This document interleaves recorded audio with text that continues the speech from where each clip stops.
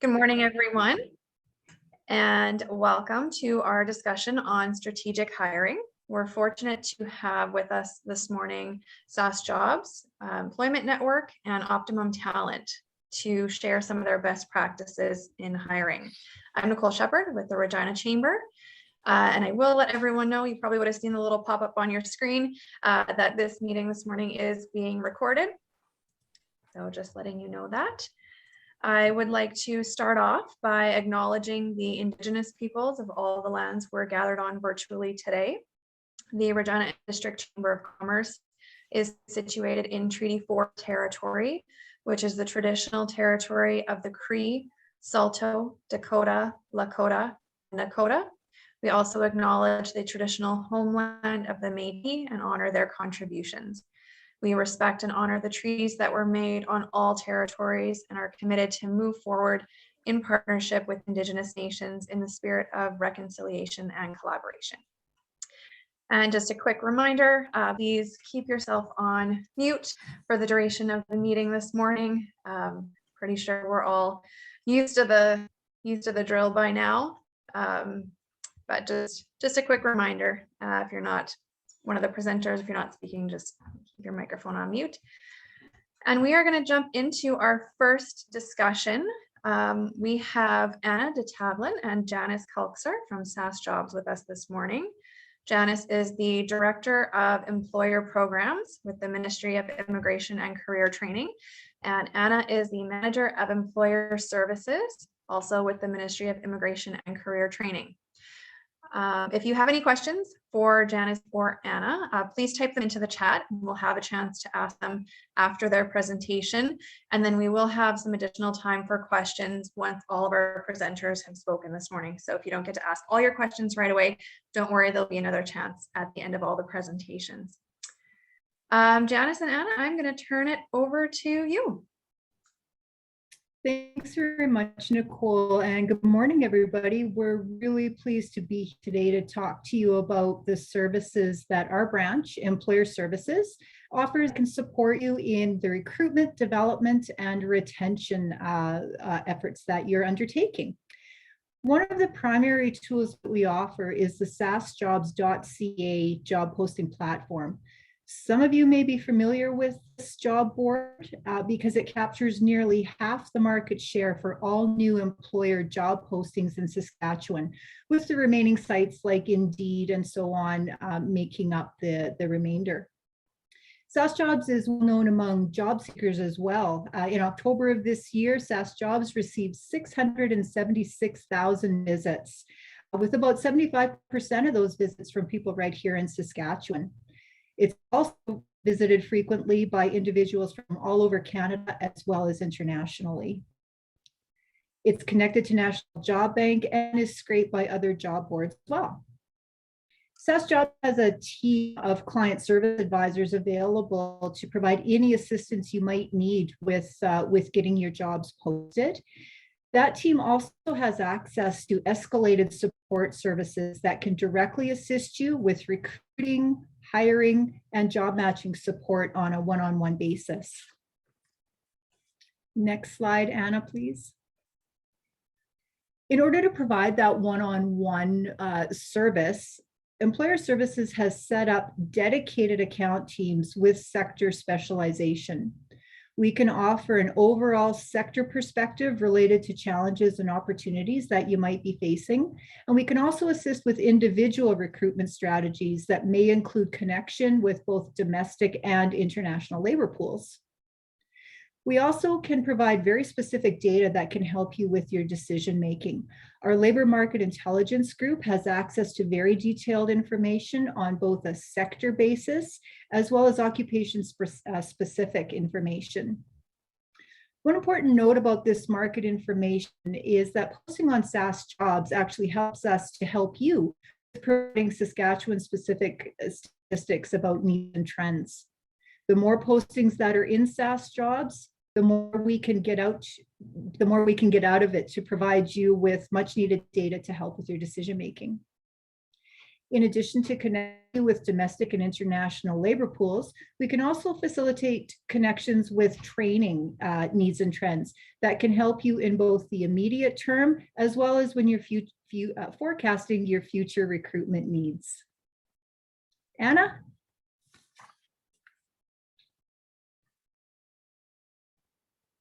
Thanks, Janice. So understanding your talent needs. So as Janice described, our team is assembled to be strategic collaborators and solution facilitators for all employers in the province.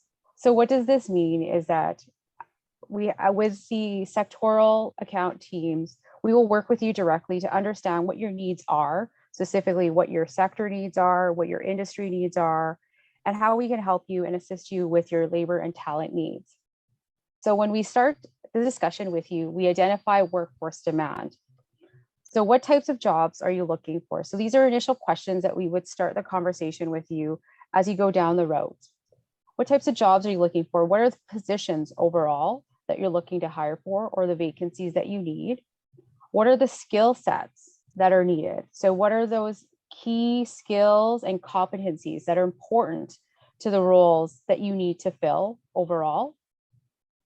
And what are the mission critical roles? So as we link with our other stakeholders throughout the province, with training institutions or with other labor pools and other stakeholders, it's important to know what is critical in your operation. And what does that mean is kind of looking at, if your doors were to close, what would that look like? Or what does it need to be stay open? What are those critical jobs that need to be there? And what are the jobs that could possibly wait? So we look at the mission critical in regards to your growth and operations overall. And the important piece is also your hiring timelines. So looking at the scope of either 0 to 6 months, if these are immediate, looking far beyond 6 to 12 months, and and looking on 12 to 18 months, and a long-term frame as well in regards to when you're looking to hire and what your demand looks like.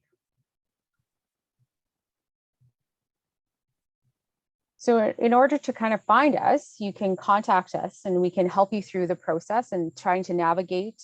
And we're really hopeful that we want to collaborate with you to find programs, both provincial and federal programs that may help you with your talent needs. So this may include jobs, National Job Bank, either wage subsidies, training programs, and much more.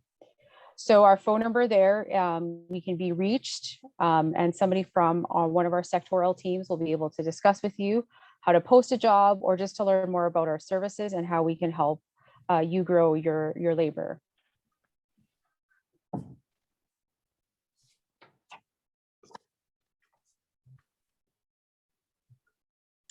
Great, thank you to Janice and Anna. That was a good overview. I've used SAS Jobs a number of times in the past as both an employer and a job seeker, and I wasn't aware of all of the additional employer services that you offer to really support the hiring process. So that's really great to know.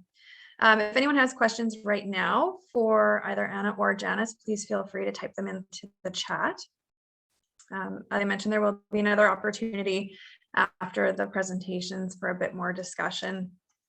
I had one question for you, just in terms of the number of jobs that you're seeing posted on SAS Jobs right now. Do you have any information on, kind of how that compares to the numbers that you typically see? Like our job postings quite a bit higher right now than what you normally see on SAS Jobs? Actually, I've got some of those numbers here. So compared with October of 2020, we are actually up about 80%. Wow. So when we think about where we were 1 year ago, certainly, the pandemic was impacting that. But it is the highest on record since January of 2018. So I think to answer the question, we are seeing an upward swing, absolutely. And what about in terms of, do you have any information on the number of individuals who are applying to those positions as well? How does that compare in terms of a trend? The conversations, the one-on-one conversations with employers actually is what provides us with that information. The job posting board doesn't, you don't apply directly through SAS Jobs. So we do rely on the anecdotal information. And certainly I think, Randy, I saw your name on here somewhere. The outreach that we're doing with employers directly, we are getting the sense that the applications are certainly matching. Where more conversation is required is whether those are qualified applicants for the specific job that has been posted. And so that kind of information will flesh itself out through the one-on-one conversations. Right. Randy, did you want to add anything to that? I don't think there's much else to add other than it is a growing conversation that's out there, and it's a conversation that we want to have more with the employers to understand their actual current needs, immediate needs, we'll call it, and short-term needs.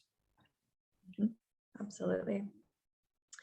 So we do have a question in the chat from Mary. Thank you, Mary. So Mary has used the platform, applied to various positions, but haven't had any response. So are there opportunities to support immigrants who may have experience in another country, but it may not be applying to some of the positions here? Are there services through SAS Jobs that you offer to support that? More from the employer job seeker perspective. Anna, you may want to jump in on this one as well. Certainly the ministry overall can provide support to individuals like Mary. We do have our career services arm of the ministry that does lend that level of support to job seekers in particular. Anna, did you want to comment on the immigration side of that? Sure, thanks for the question, Mary.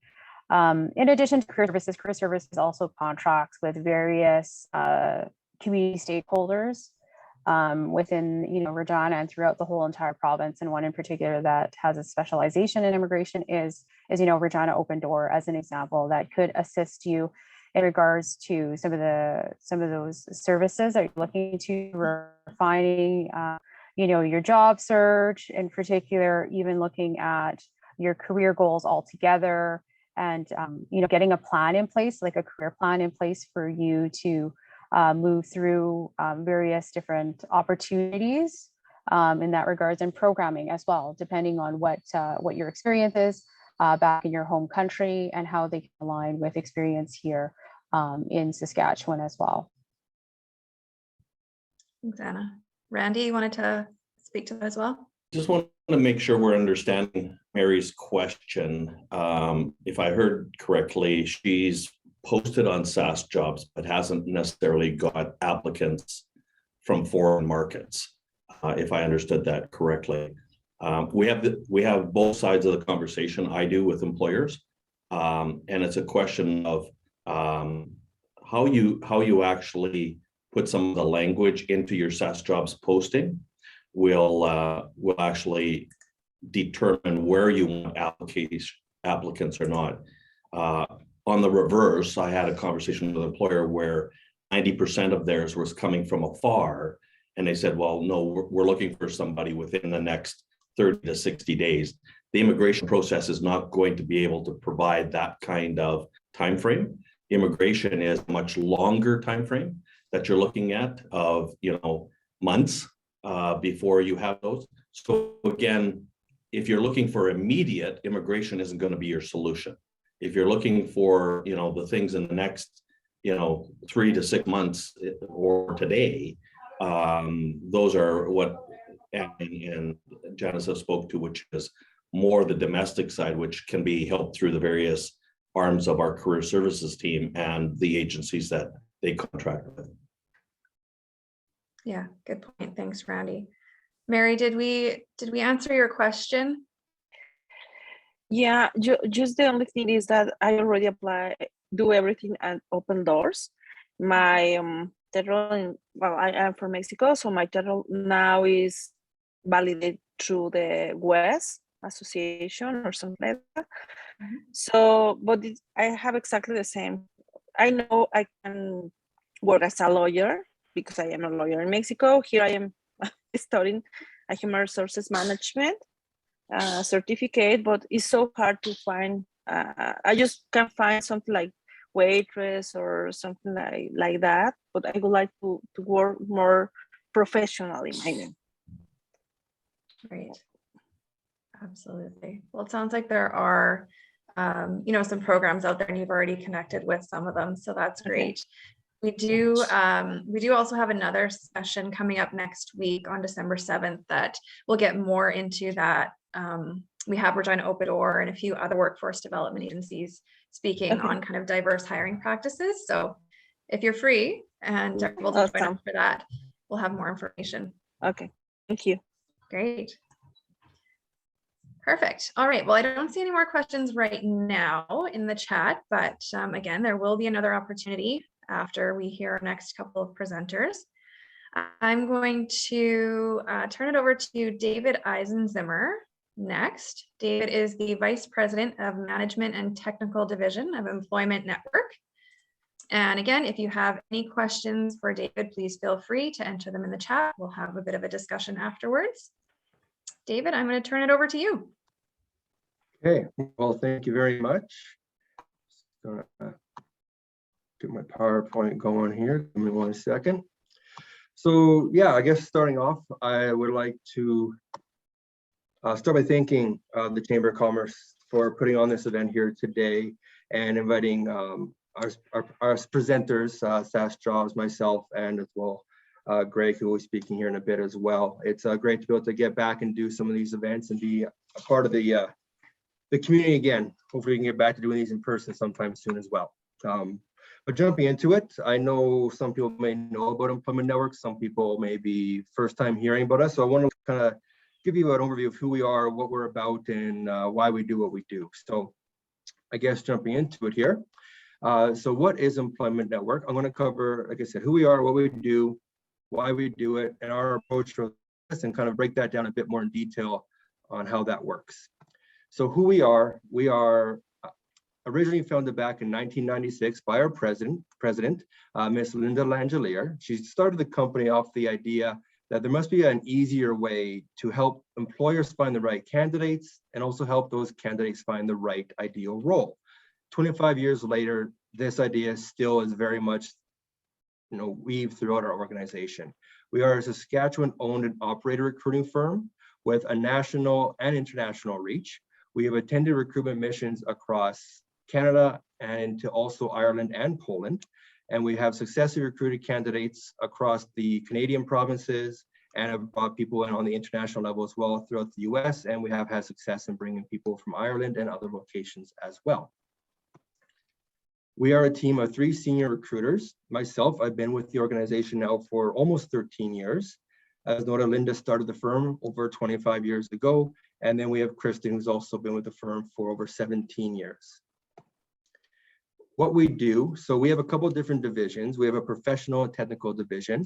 This area focuses more on the executive, senior management, and professional levels. So it could be engineering, technical, IT, different sciences, getting into the finance, agriculture, operations, and other specialized roles, also into marketing and communication, and then also getting more into the skilled trades, as in like journeymans, and also into the construction specialists like project managers and so on. And then our other division focuses more into the office and management support areas. So that includes executive assistants, office managers, which could include accounting and also operational backgrounds, doing the administration and other specialized office services, as well as getting into accounting and financial services, and then also the reception, customer service, and clerical roles. Through this, we also offer full-time, term, contract, part-time, and temporary services, which for employers, we can offer that to be on your payroll or on our payroll as well. So why do we do it? Well, end of the day, we want to make a positive difference within the community. And that starts with one person at a time. I started in the recruiting area almost 13 years ago with the idea that I wanted to start giving back a bit more and being involved in helping people on more of a personal basis. And so when this opportunity came up for me, having that one-on-one interaction I thought was great, because you get to make that impact. And so that's really where this kind of touches for me, where end of the day, we get to meet people and help them find, ideally that ideal position going forward. And if we can help one company get that ideal person into their organization, they can have a better productive team, more increased organizational success. And as I'm pretty sure this could be for most of us, where if we have a happy, fulfilling day at work, we're going to come home and be a happier person at home, and our family is going to enjoy us more as well. And then in the end of the day, that affects the overall community. So it kind of all works together throughout the process that way. So it's all about kind of giving back to the community that has helped give us what we have today as an organization. So our approach, there's multiple levels to the approach. On the right side of the screen here, you'll kind of see a breakdown if it's not covered by the videos here. But the first part of the approach is understanding the needs. And so this is what we do, what we offer to different employers. And so at the beginning, we need to sit down with those employers to find out, what are your needs? Learn about what the job description is. And that is really the most important part of the process, because if we don't know what you're looking for, it's hard to find those ideal people going forward. So learning about the job description, the key responsibilities, the key requirements required for the role, the personality fits, the culture fits, all those things. Also getting into the salary range. Now, some employers may have a set salary range, some employers may not have a set salary range, as well as some are starting a new position and they don't know what that salary range will be. So we are happy to research, find information on that, and provide that information as well to help create that salary range going forward. From there, we will create job postings and help with the advertisement, really putting the word out there.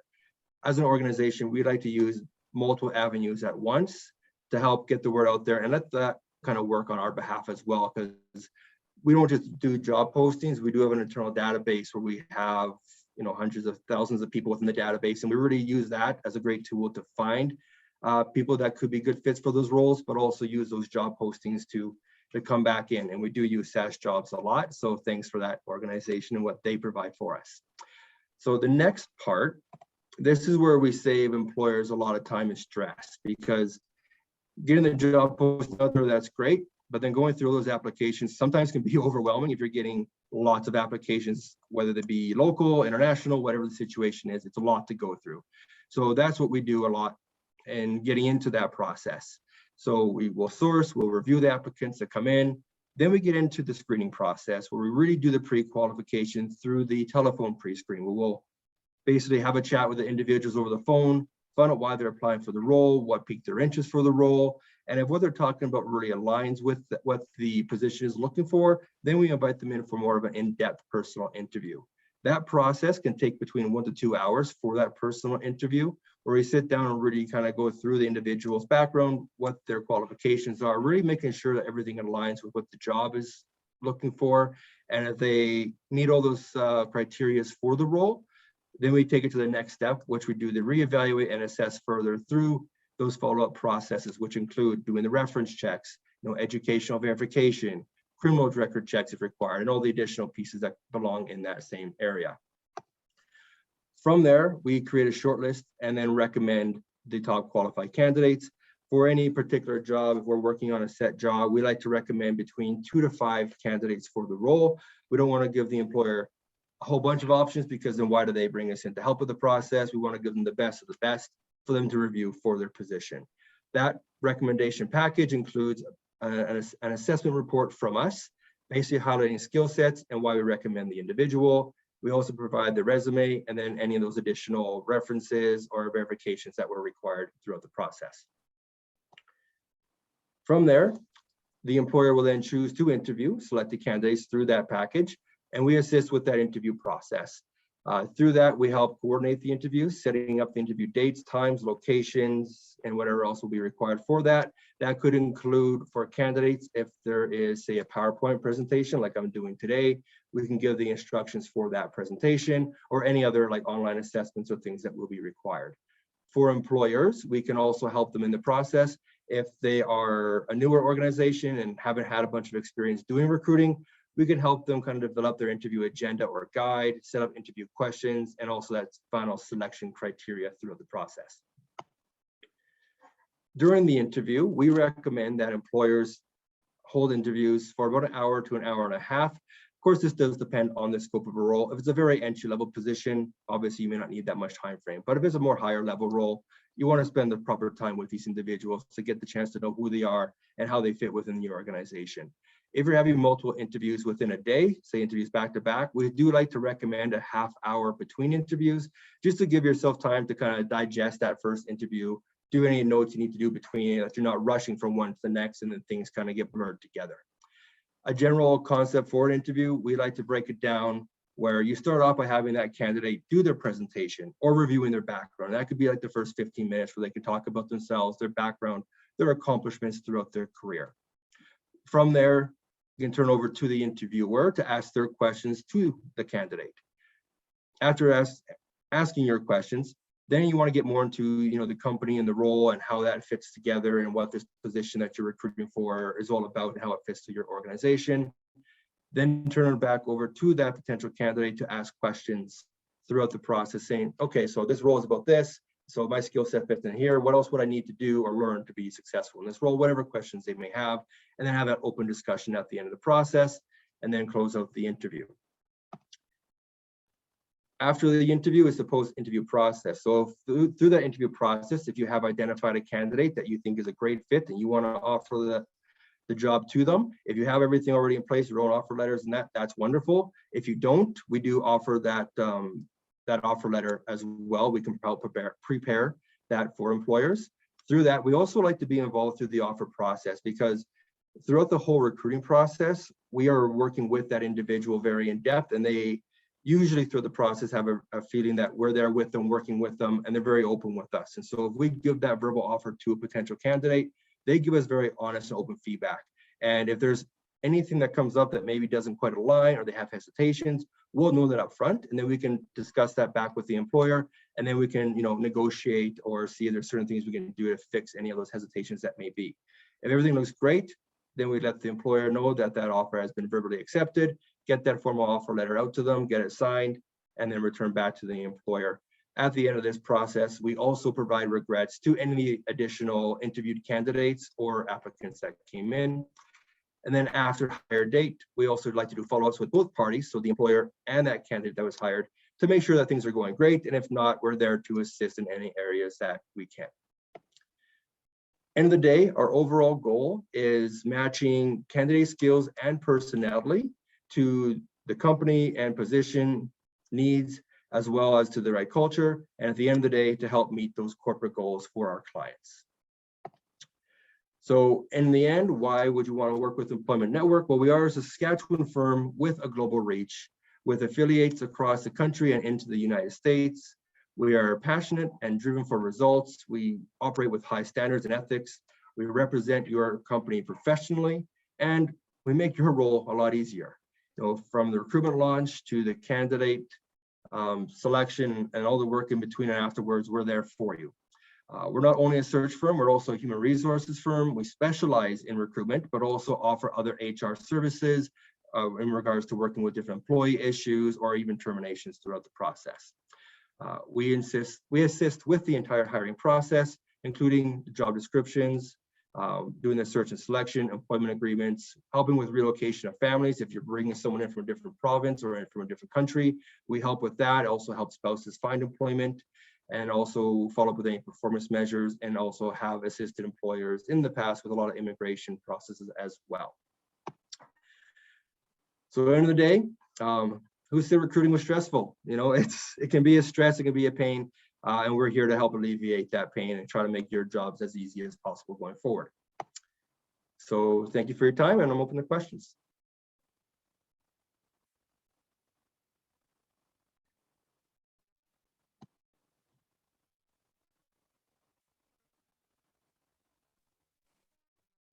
Nicole, you're muted. Sorry about that. Thank you.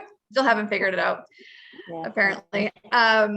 No, your comment about, or your image about, being being stressful, the hiring process being stressful. We have a lot of members who are smaller organizations that, may not have a dedicated human resources person. They don't do a lot of hiring. And so the process does take a lot of time and effort. So I think there's a lot of value in organizations like yours that assist that process and make it easier for some of those smaller organizations, even larger ones that do a lot of hiring. There's a lot of value there. For sure. Yeah. So you spoke a bit about your recruiting kind of outside of the province, maybe even outside of Canada. Are you seeing more of that, with this shift towards kind of a more remote or hybrid work environment? Are you kind of expanding your pool a bit more when you're looking for candidates? Yes and no. That it really comes down to a case-by-case scenario with the employer itself. If the employers are open to that process, absolutely, we're open to looking at candidates from different remote locations if that is an option. But we're still finding a lot of employers today are looking for people to be, in the office. They'll still have that body that come into work on the day-to-day basis, which is still the ideal case for the employers. But I think we're all recognizing in today's world that employers are having to adapt and become more flexible. And so those options are becoming more talked about and discussed as we continue forward in these times. Right. And it probably depends on kind of the industry and the job as well, right? There's some jobs that you still have to physically be there to do. It's others, it's a bit easier to work remotely. So exactly, yes. Yeah. So we have a question in the chat around what is the cost of these services? Yeah, the cost is, again, it's a case-by-case scenario. Most of the services we do on the recruitment side, if it's a full-time position, usually the cost for the services, depending on the role, it's based on a percentage of the annual salary. I won't get into specific details on that, but if someone wants to have a chat further afterwards, we can definitely go into more detail on how our services work with that. But it is based on percentage, and we are able to discuss and kind of break down more of that going forward as well. As we get into more of the contract positions as well, some of that can also be set at a set rate. But again, it's case by case, depending on the situation, the role, and everything else that kind of goes into that. Thanks. So just talking about, those different types of employment, full-time to contract and term positions, are you seeing more term and contract positions now than before, as opposed to, just hiring full-time? Yeah, we still have some full-time positions, but we have seen probably a bit of an upswing where employers are looking to start people on a contract basis initially, then maybe have that transition to full-time, just because obviously with the past, 18 months that we've been living through, employers don't know what's going to happen. They have a need today, but if they get shut down, there's another lockdown, they don't know. So we're seeing a lot of the hesitancy around hiring people straight up and say, yeah, you're going to be a full-time employee. They'd rather say, well, let's start on a contract, and then if things are still good in the next 3 to 6 months, let's look at transitioning to more of a full-time contract in that sense. Right. Yeah. Absolutely. Great. All right. Thanks, David. You're welcome. We again will have a bit more of a chat and talk through a few more questions after, but next we have Greg Feger, who is the Vice President, Saskatchewan Market Leader for Optimum Talent. So Greg, I am going to turn it over to you. Great. Thank you very much, Nicole. And very great to be here with all of you. And thanks for that invitation. Great to be here with my colleagues, David, and the provincial government colleagues as well. So I'm going to, I've taken a little bit different approach. I apologize for my slides being out of order there, but Optimum Talent, we've been in Saskatchewan since 2008 under different brand names, Conner Ross Partners, Optimum Talent, and soon in January to be Gallagher. Gallagher bought Optimum Talent last November. So we're a year in, and so come January, the Gallagher Talent Management Services will be sort of the general branding in the market. So you'll see a shift in what you see here today, just as to be aware of that. But I wanted to, we talked about strategic hiring as sort of the topic for today. So I wanted to take a little bit of an approach to talk a bit about our perspective on that. So we have, within the Optimum Talent service line in Gallagher, we have 3 main areas we focus on. Leadership assessment and development is one area and some of what I talk about today will be from that service line.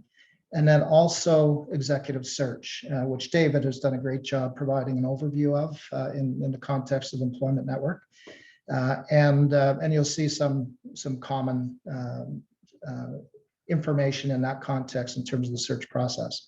But those would be the two service areas. The third service area I won't speak to in the context of today is career transition and supporting individuals, executives to leave organizations and move on to their next careers. And so that's also a service area within our portfolio. So to take a look at sort of the strategic hiring from an optimum talent perspective, and this is again out of our leadership assessment and development service line. First point I'd like to make is that strategic hiring and strategic management is an ongoing process. It shouldn't be seen as a one-time event. So the notion that, and David talked about some of the questions they would ask at the beginning of a search process to gain clarity. So that little box in the middle around clarity, what does success look like? That matters on an individual recruitment project, but let's elevate it up from that to talk about what's most important for our business from a talent perspective as we go forward. So it's also a great question at that level. So strategically, when we think about where we're going as an organization and some of the external and internal pressures that we're experiencing, what does success look like? So talent management is a future-focused conversation. And I think at times working with clients, we see that clients are focused on, well, there's an immediate need here. And that's okay in the context of executing a specific search project, but more in the context of leading the organization more holistically, we want our clients to be ahead of that and have sort of thought through on a broader basis what's most important for them. So some of the things that are, that anchor and sort of influence those, are here on the slide. Certainly a board or ownership's expectations. I know we have a range of, company sizes on this call. So, often in my work, I'm working with boards of organizations in the context of hiring a chief executive officer or working with the chief executive officer and hiring their direct report team, the vice president team for their organization. But even in the context of a sole proprietorship or a smaller business where the owner is the one sort of driving the process and is the key decision maker, this basic thought process and framing is critically important to that owner as well. And it may go quicker because there's less engagement involved and that kind of thing. So the things to consider, what is impacting our organization externally? What are some of the, what are our aspirations for the organization going forward?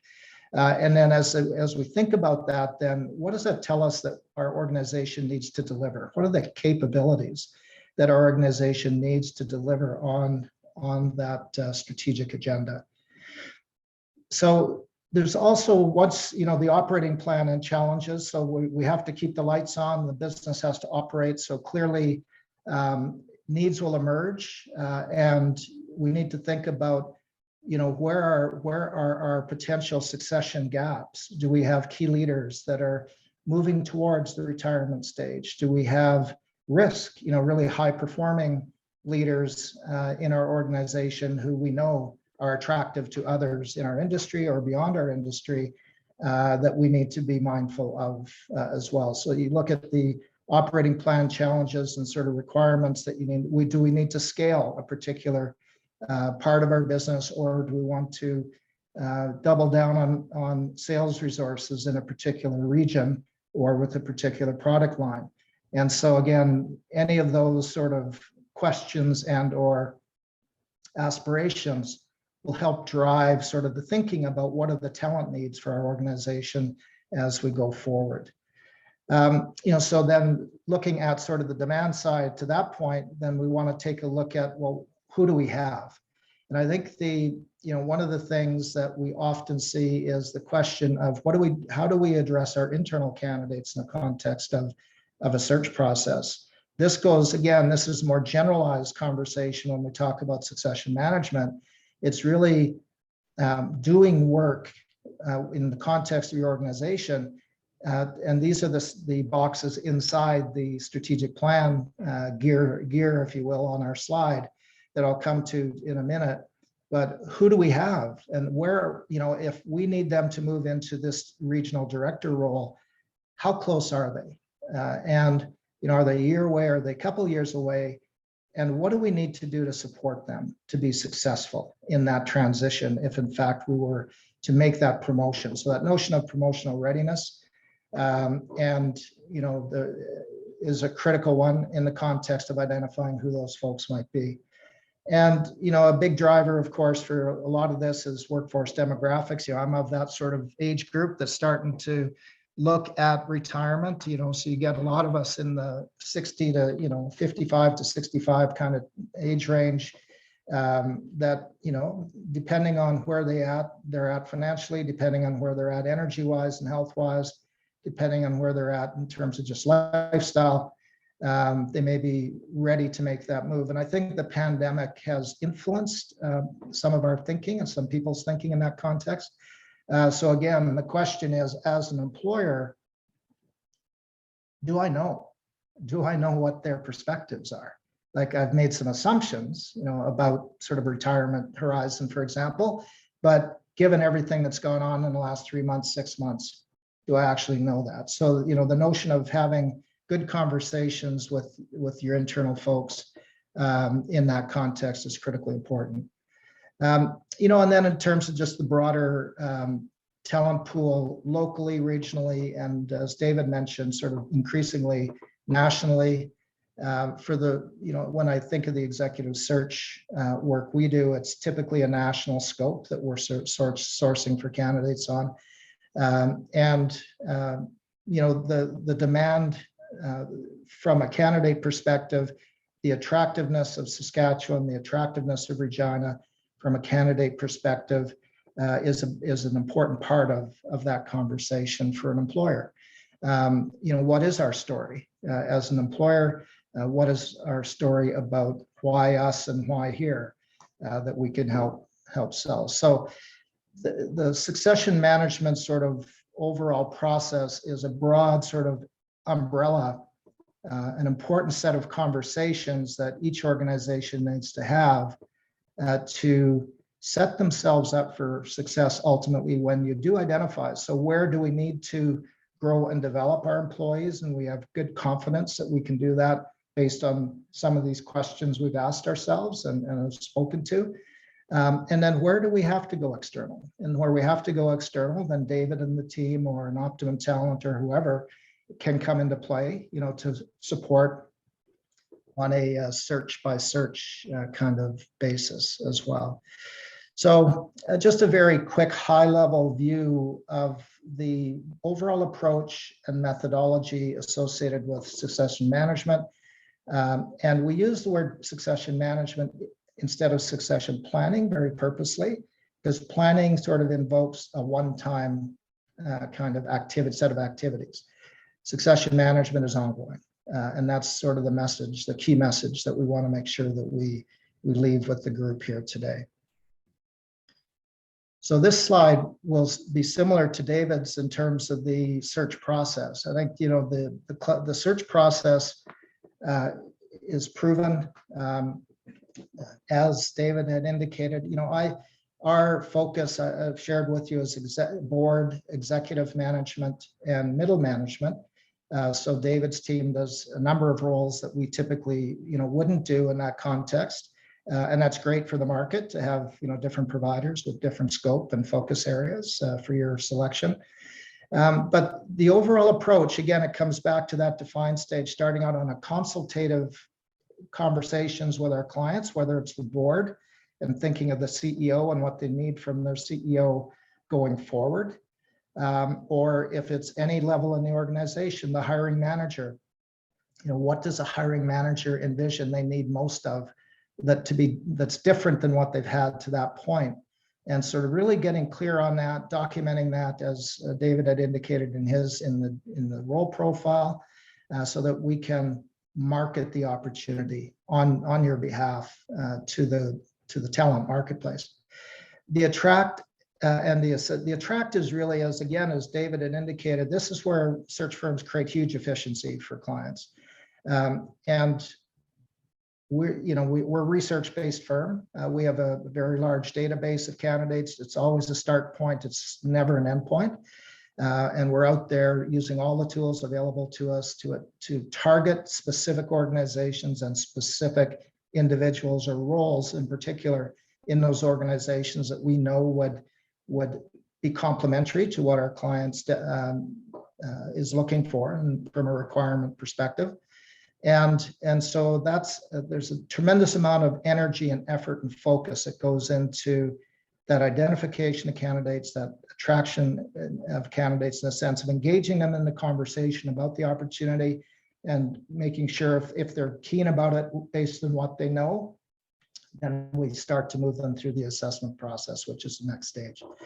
And again, various tools and methods in the assessment process, and move to re-engaging with that board committee and or the hiring manager from a selection perspective. And again, David gave good detail on which would be consistent with ours in terms of, the steps in that selection process, the interview preparation, the interview staging, the follow-up background and reference checking, and so on, getting through to that stage, the offer acceptance and facilitating or helping with that as appropriate. And then the integrate stage. So most firms like ours have warranties,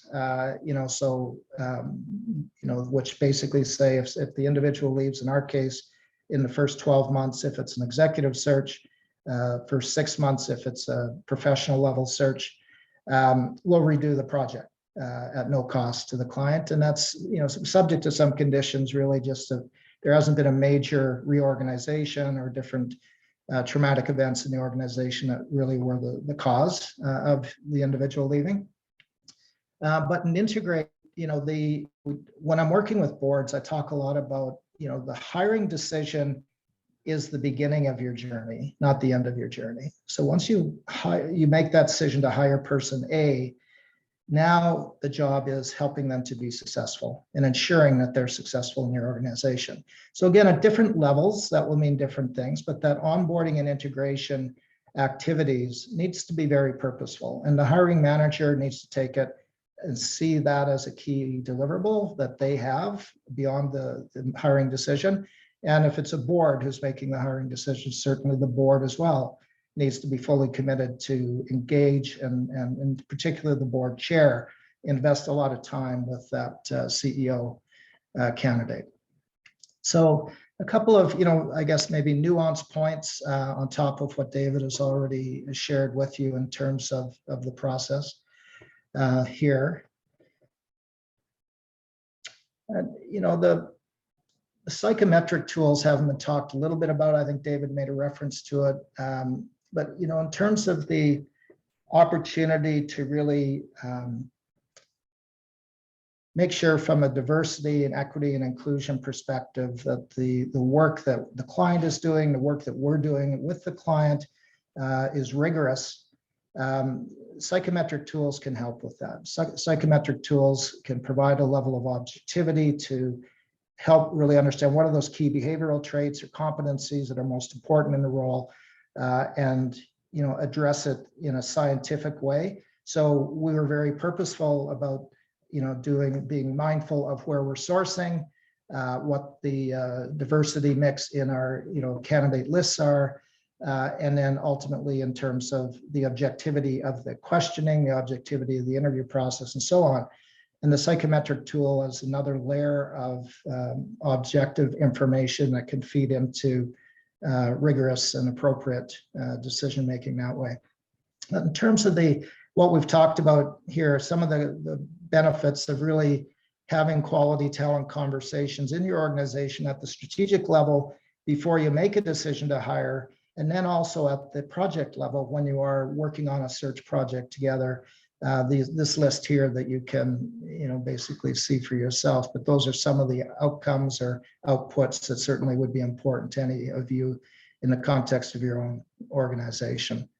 And they have derived from, that being mindful and rigorous about that approach that you take. So just maybe in closing very quickly, Success Finder, by the way, is the name of our psychometric tool that we use. That's sort of listed here. I mentioned the rebranding. So Gallagher, Benefits Services Canada bought Optimum Talent a year ago. We're in that process now, the final sort of transition integration piece. So the branding come January and beyond, you'll see the Gallagher, the blue will be more prevalent in anything I work with and send out from here on in. So that's a bit of a preview for you here on that. And again, I look forward to questions, the opportunity to have a bit of a conversation about anything I've shared with you here. And I'll just stop my slides. Great. Thanks so much, Greg. And good luck with the remainder of that rebrand. Hopefully it goes smoothly.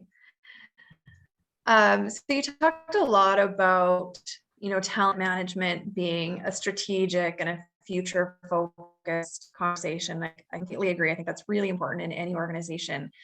But, there are a lot of organizations that do hire on a reactive basis, or they may have been doing a lot of that kind of forward thinking and planning, but the pandemic has really thrown a loop in that. Where should they start if, where should an organization start if they either haven't done a lot of that kind of strategic thinking in terms of hiring, or if they did, but things have kind of, they've kind of been thrown a curveball and the future is not really clear right now? What would be a good starting point for an organization to start that process? Yeah, and sometimes change happens. Leaders that pass away unexpectedly, things like that, and people make career decisions unexpectedly that you had no line of sight on as an employer. So those things definitely occur. Where you start is that define stage, and as David indicated in their approach, and our approach is very consistent, that you really need to be clear on the scope of the role, the scale of the role, but what's the value we need for this role in our organization going forward? So Joe or Susie may have been great in that role, and there's some things we know about the incumbents or the people who have left the role unexpectedly that we want to replicate. There'll be some things we absolutely want to replicate, both in terms of the key deliverables they were working on and the quality of those deliverables, and also the personal qualities, what they brought to the table and technically or as leaders in the organization. So getting very clear on that, and then asking the question, but as you look to the future, what else do you anticipate coming for your business that would add attention or stretch particular, or maybe shift the priority of those key accountabilities within this role going forward, so that we can be as clear as possible and the client can be as clear as possible. Then as we go to target and match candidates to that set of priorities, they get the right type of individuals to consider as candidates. So that front end piece in every search project is foundational. There's no question about it. So if it hasn't been done for whatever reason strategically, as part of the strategic planning and succession management process that we overviewed, then it can still be done on a job by job kind of basis at the beginning of the search process. So that's the critical piece. Right. Yeah, that makes total sense. You talked a bit about, kind of more of the internal hiring process, or the succession management. I like that phrase. Are you seeing more of that kind of internal hiring and promotion kind of given the current labor market? Well, we're big advocates of our client organizations being mindful of the prospect that you have internally, within the organization. So those are conversations we'll have just at a search project level, like who are the internal candidates, and are they the obvious ones, or who else in the organization that may also? So, the natural would be, well, the direct report, Greg's direct reports are potentials. Well, sure, that if they choose to apply and see that as part of their career path that they're interested in, they may well be part of it, part of the mix. But who else outside of that group in the organization might be a potential? So again, if it's at a search project level, it really comes back to the conversations that you can have with the client. But again, taking from a broader strategic succession management. So before we have make any decisions that we're actually going to external, let's really think about who do we have internally. So the data, some of the information that our team would work with clients on would include 360 review information. Like if you don't have it, gathering it, working with the candidates with Success Finder, the psychometric tool that we're talking about, helping the organization sort of map key competencies to the roles so that they have a sense if Greg's in a particular role, what are those 2 or 3 steps we can help Greg make in our organization? And what's that conversation look like that we can have with Greg? Because that really helps from a retention perspective. If Greg sees that there's opportunity ahead of where he currently is in our organization, that can be very compelling and can actually provide a bit of an offset for those search firms that are trying to cherry pick or headhunt is often, the phraseology that you see in the market. But so that, the succession management and the nature of those conversations can be actually from a risk management perspective very important as well. Absolutely. Thanks, Greg. All right. Now, if anyone has any other questions for Greg or any of the other presenters, please feel free to type those into the chat and we will make sure that they get asked. I might ask Anna and Janice and David just to turn your cameras on if you don't mind. And I do have a few other questions here. We can go into a little bit of a panel discussion, give everyone an opportunity to speak a little bit more to some of the things that we've been talking about. Again, if anyone has any questions they'd like asked to any of the presenters, feel free to type those in the chat or even just put your hand up and you can ask one of them. So I might start off with a question. Anna and or Janice, can start with you. We've talked a little bit about, the labor market. It's quite competitive right now. And employees are looking for a total value proposition rather than just compensation. So they're kind of looking at, what can an employer offer me? What should employers be thinking about when kind of defining their value proposition, what they can offer employees? Anna or Janice, we'll start with you, and then David and Greg, you can have an opportunity to add anything you'd like. Sure, I can kick that one off and certainly welcome Anna and Randy to pipe in. I do applaud employers for considering a value proposition more than compensation, because that's certainly a trend that we're seeing when we start talking about hours of work, full-time versus part-time, casual, on-call, those kinds of things. Also flexible, folks we're just coming out the other end of pandemic where, some working from home certainly did work with respect to a work-life balance. Employees now need to get themselves back into some sort of structured work environment, but they need to maintain some of that flexibility. So consideration of that as well, if it's possible. Consistency and hours where possible, certainly. Wages, absolutely. But anything that can make the employee experience work for them while also meeting the operational need of the employer. And that could be, various and assorted things depending on the organization that's doing the hiring. So I don't know, Anna, Randy, anything to add to that?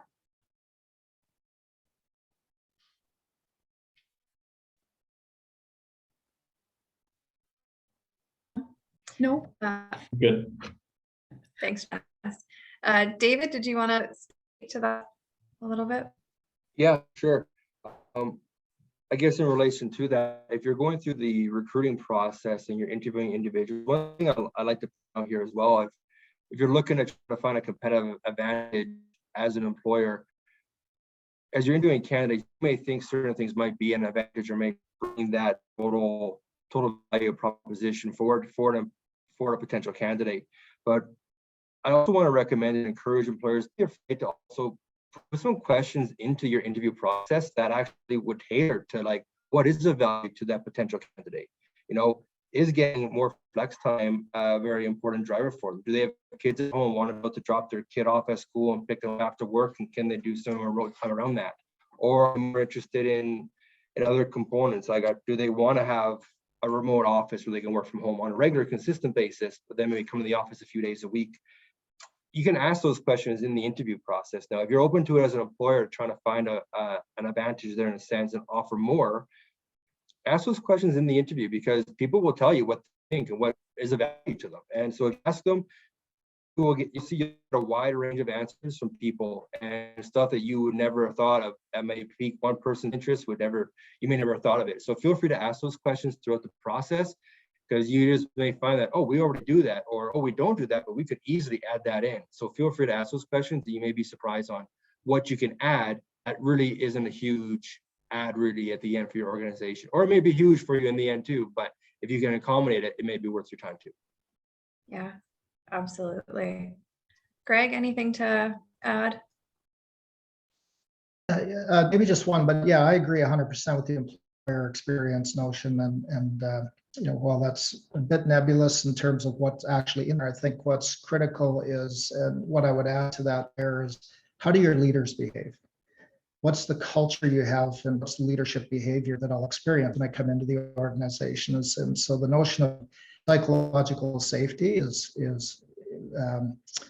increasingly focused on in the context of the type of organization I want to work in, you want to work in, we all want to work in. And so that's a leadership behavioral dynamic that needs to be understood and addressed appropriately. I think these are all, and then the other, of course, is are you an inclusive workplace? And what's the evidence? So can I see myself in your organization when I walk in or when I come to the interview? That type of thing. And what's the evidence that and the experience that I'm having with you in the interview process? How your executive search firm and or your internal recruitment team treat me. And then what that experience is like all the way through. So it really starts there. But later in the, from an employee experience perspective, the psychological safety is a really important factor to consider. And to be critical, take a critical view of how do we lead people in our organization? To what extent is our leadership behavior positively impacting employer experience or the employee experience, or negatively impacting the employee experience, and what do we need to do about it? What investments can we make? Yeah, definitely. And I think that's something that's really kind of come to the forefront over these last, 24 months. Seeing how not only how work can be done differently, but also the importance of and the value from that kind of psychological perspective in having that flexibility and some of those other pieces. So it's very important. Thank you. So we talked a bit about, the competition that's out there right now for talent. We're seeing a lot more jobs being posted.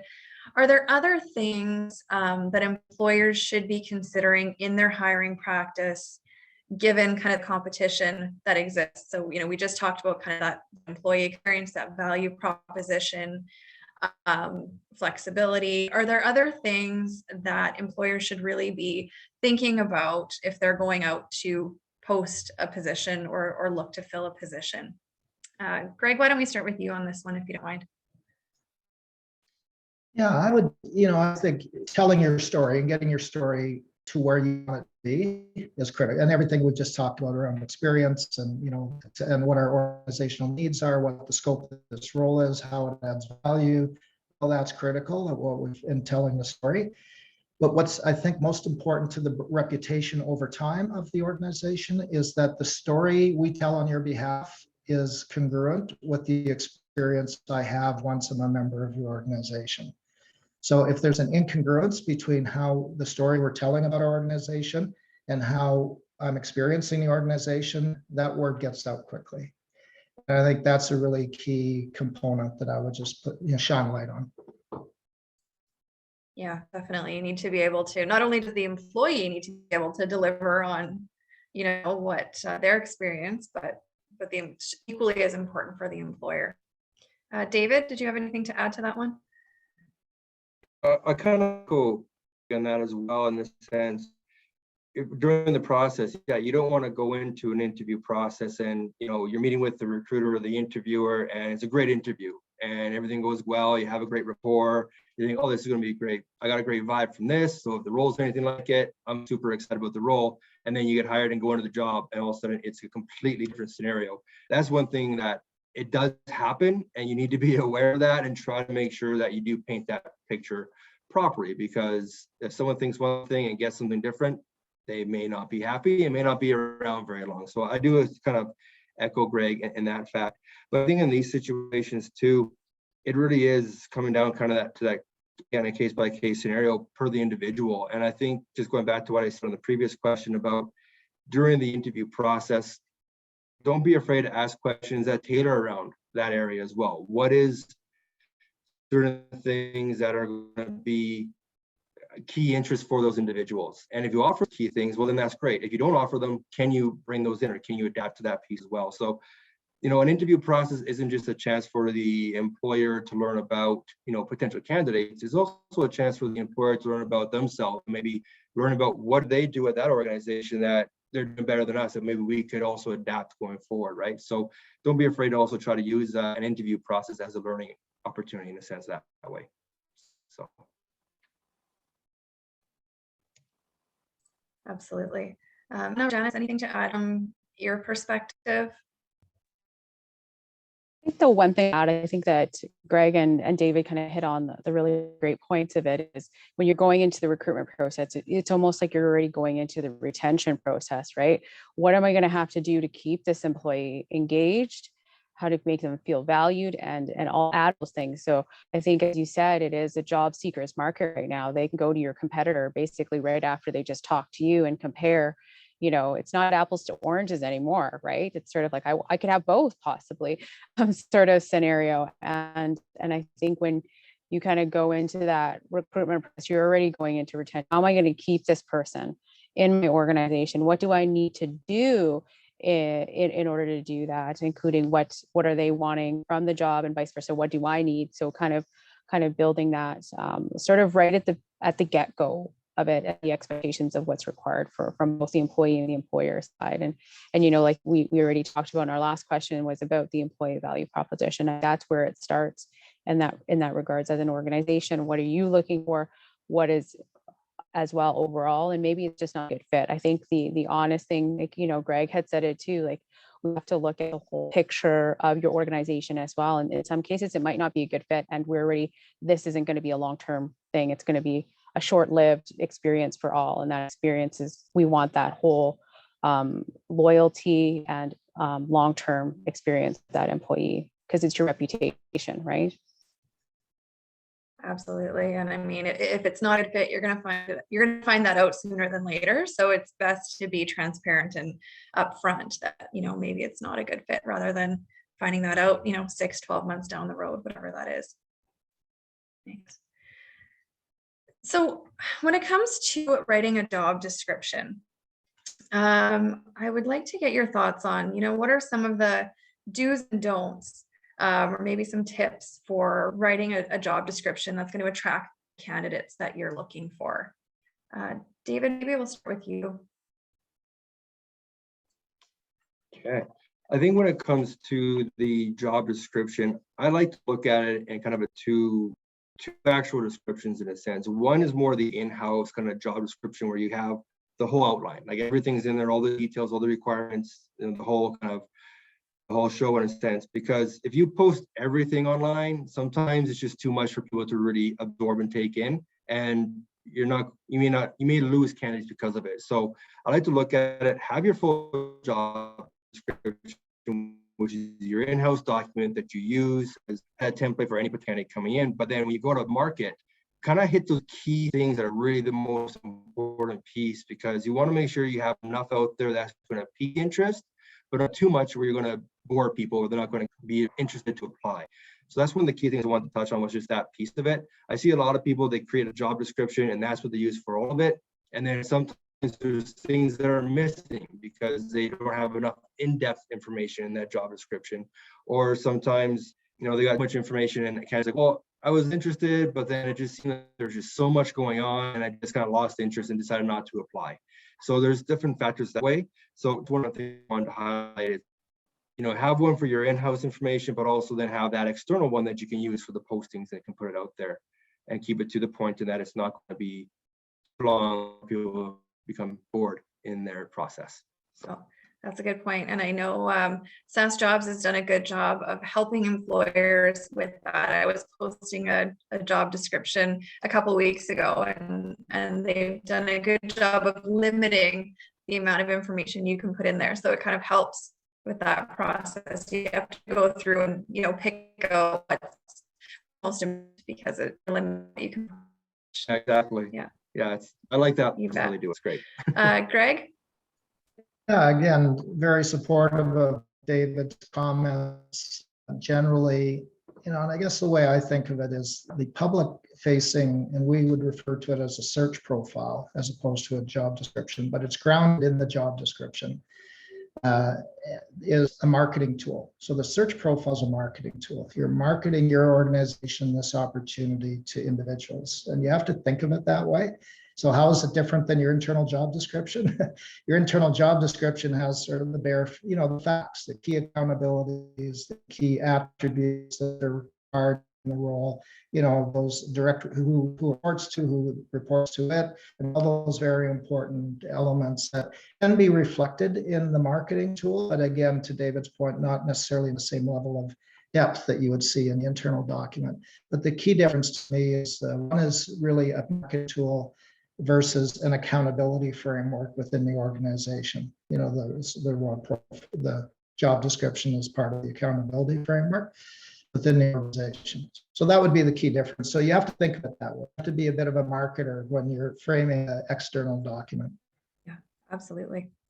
Anna or Janice, anything to share from kind of SAS Jobs perspective on job description or that marketing of the job? I think I certainly echo both David and Greg. I think you definitely hit the high points. I think in terms of terminology, what you might find when you're working with the SAS Jobs support folks is the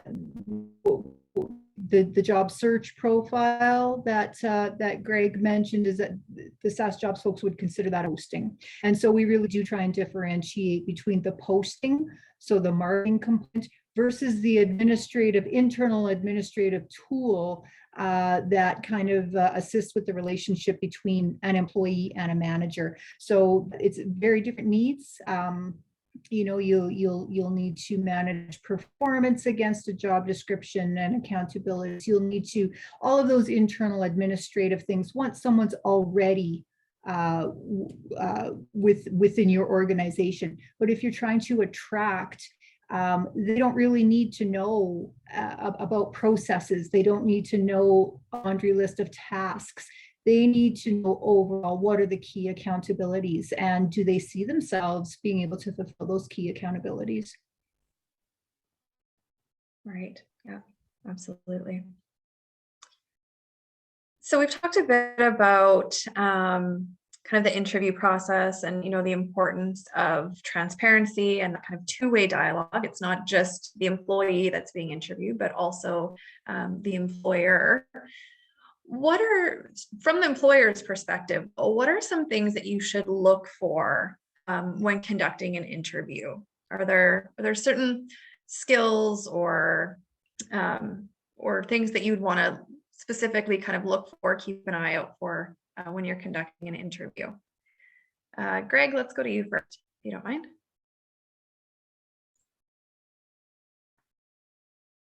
Wow. Well, there's a lot. It's a big C. I would say fundamentally, it's having a good sense of the fit. And I'm going to come two different perspectives on that their experience, education, what you're hearing from where they've been there and done that, those accomplishments that they're sharing with you, you're identifying through the process, align nicely with what you need as an organization, so technically, functionally, strategically, operationally, etc. So there's that element of it is critical. The other element then from a fit perspective is the cultural fit. So the behavioral, the values alignment, the integrity, the professionalism of the individual, those types of things. And so I think those are two dimensions of fit that are critical. And it's tough to do it all in one interview. And so I think that's thinking about the recruitment process, you actually have different points of contact to provide information to the employer or in our case, our clients. So one example, we use what we call a candidate self-assessment. So we will develop a questionnaire based on the key accountabilities and what the key requirements from the client organization are, and get that information in advance. So where you've been and done that, how would you rate yourself? You're a mastery at this? Are you, sort of working competent at this? Just a newbie, beginning, developing in this area? And give us a couple of examples where you've been there and done that. So if you have information in advance of an interview, you don't have to rehash that in the context of an interview, but it's very valuable in terms of gaining insights. So I would consider, what are the methods we actually use to do our assessment? Do we just use one? We rely on one hour interview. That's fraught with some risk because you can only do so much in that context. So what are other ideas that you have that you can build into the assessment process to give you more information and insight about the individual? Thanks, Greg. David.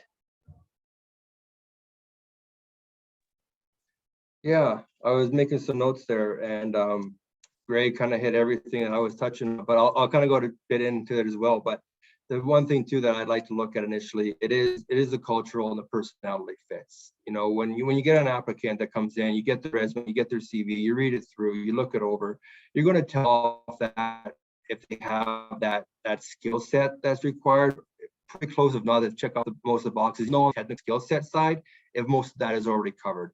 During the interview, you can kind of get more into depth on those things, verify they have the right skill sets, but it's really highlighting that cultural fit, personality fit. If you get the wrong person into a culture, it can go from a good workplace to a very toxic workplace. And so you want to make sure you get that right fit so that you're not having to deal with that scenario down the road. And the next part too, as Ray was talking about, it's asking for examples. Ask those open-ended questions where they give examples. Don't just get those yes and no answers. Make sure you word the questions that you're getting those examples and having them explain situations back to you, so you understand how they operate in those situations, how they react to different situations, and those sort of details. And another thing I'd say too, in an interview process, everyone does a resume or CV different. Sometimes you'll get one that you look at their background, their history, where they've worked, they'll have the dates, and they'll have, say, January of X to June of whatever year later down the road.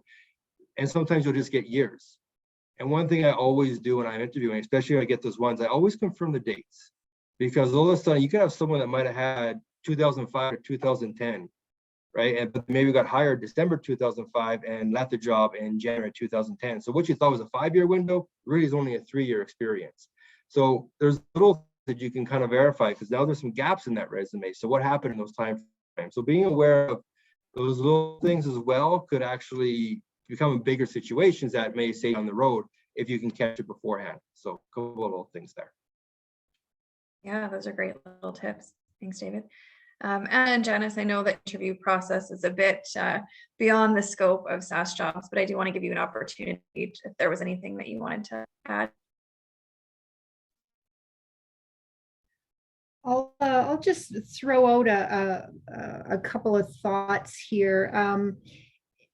Definitely agree with David and Greg. I think the other thing, before you even get into the interview, is an early determination of the skill sets that your candidates need to bring to the job, and those that you would be satisfied if they learned on the job And then listen for the distinction between the, I think it does take some real deliberate decision making around what's, particularly in a tight labor market. If there are things they need to bring to the job that are non-negotiable, absolutely that's what you need to go with and listen for that. If there are things that you would be satisfied that they have similar or maybe transferable skills that would allow them to quickly learn the other pieces, listen for that as well. It will depend on the type of occupation and so on and so forth, but I think there's a distinction that managers could keep in mind as they're going through the review process. Yeah, Jan, if I could just supplement, absolutely important. We talk about with clients that there's no perfect candidate. So the question is, are those gaps manageable? So at the end of the day, when you look at person A versus person B versus person C, you're going to have some gaps. So are they manageable? What's the context and how do you feel it? So really important points.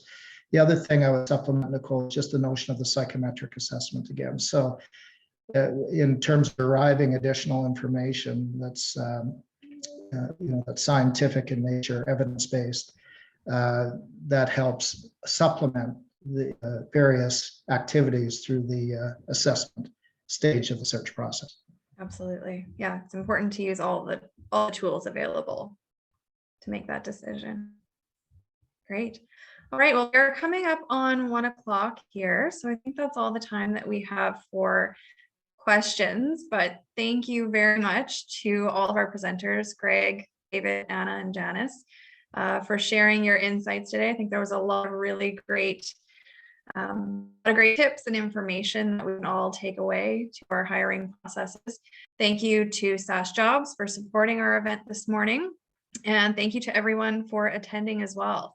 I did mention earlier, we have 2 more virtual events scheduled to continue the conversation on hiring. So this Thursday, December 2nd at 11:30, we have a number of employment-based programs that are going to be speaking on how they can support you in finding top candidates. And then next Tuesday, December 7th, so at 10:30, we'll be joined by local workforce development agencies who will talk about the benefits of hiring a more diverse workforce and how they can support you in finding the right candidate as well. So that is all for today. Thanks again, everyone. Stay safe and have a great rest of your day. Thanks, everyone. Thanks. Thank you. Thanks, Nicole. Take care. Thanks, Greg.